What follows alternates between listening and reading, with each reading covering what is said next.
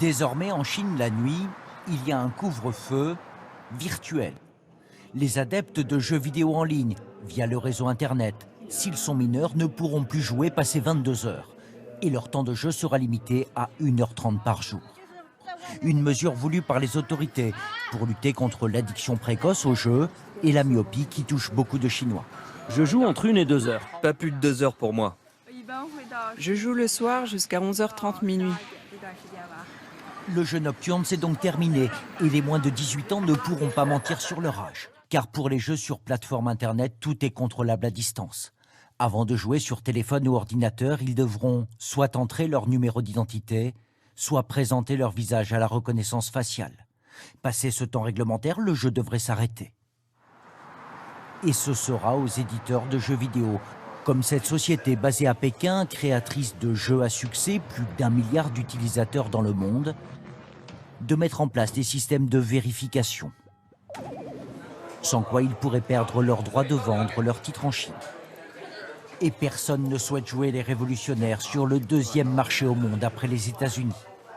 Depuis 2 ans, les jeux sur smartphone en Chine font l'objet d'une réglementation draconienne. Classification des jeux en fonction de l'âge. Le sang, par exemple, ne peut pas être représenté en rouge, mais en vert ou bleu. La Chine est désormais le marché le plus contrôlé pour les jeux en ligne.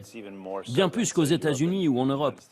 Il y a des restrictions sur ce qui peut apparaître comme le sang ou la violence à l'image, ou même sur l'histoire. C'est très contraignant et maintenant on a ces nouvelles règles sur le temps de jeu. Chez les jeunes, on n'a pas attendu le gouvernement pour édicter des règles. Song Bei-chen a 7 ans et dispose d'un système instauré par sa mère. Bien se comporter à l'école, 10 minutes de jeux vidéo, de bonnes notes, encore 10 minutes et ses leçons apprises, 10 minutes de plus. Si ces 3 conditions sont réunies, il peut jouer jusqu'à 30 minutes.